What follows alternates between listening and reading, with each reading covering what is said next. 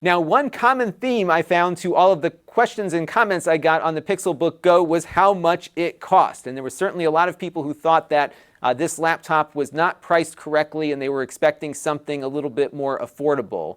And I don't think that's what Google has been going after. And the reason is that there are a ton of affordable Chromebooks, but there are not all that many that kind of sit at the mid to high end of the market, which is why we've got this one starting at a $649 price tag, but kind of landing in the $800 territory, why we have the Pixelbook, the nice 2-in-1 that they put together that sits at a higher price with a more powerful processor. And they also attempted to do something with that Pixelbook Slate last year that was a pretty big disappointment, and I think Google has kind of given up on. So this was a much more conservative approach to trying to flesh out the Chromebook line. And it's a good laptop. It feels really nice, and it feels a lot better than some of the cheaper Chromebooks that are out there.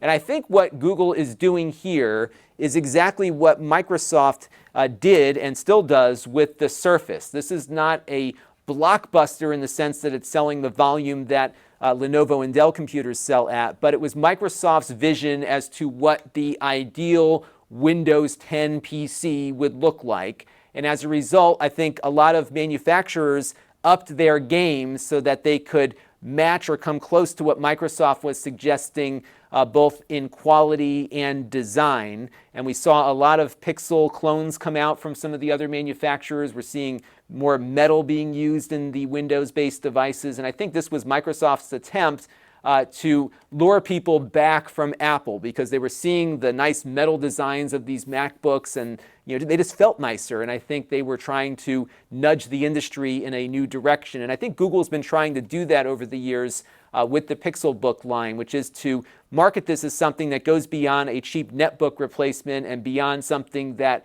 your kid is using in elementary school to something that might be a very serious laptop and is designed to feel like a serious laptop, which this really accomplishes. This is definitely not for everyone. I don't think Google intends to have this become a blockbuster seller, but for people that are really into the Chrome ecosystem, this is a great choice because it's a nice high-quality machine that's on par with high-quality machines from other manufacturers running other operating systems. And I'm sure ultimately Google would like to nudge the manufacturers of Chrome devices into this territory, which is what they're doing with this one and the models above it. I, of course, would love to continue this discussion, and that is what our Q&A for you will be this week. Why don't you let me know down in the comments below what your favorite Chromebooks are. If we haven't reviewed one yet and it's relatively new, maybe we'll pick one up and compare it to this one and see what you can get for maybe $200 less. I'd love to get some suggestions from you, so let me know down there in the comment section.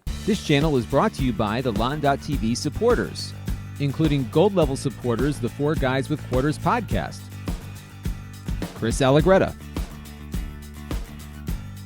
Tom Albrecht, Brian Parker, and Kalyan Kumar.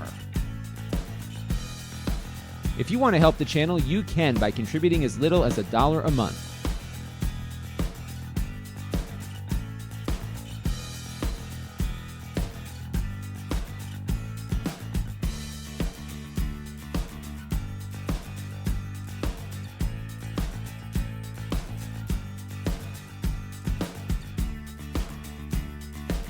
Head over to Lon.TV/support to learn more.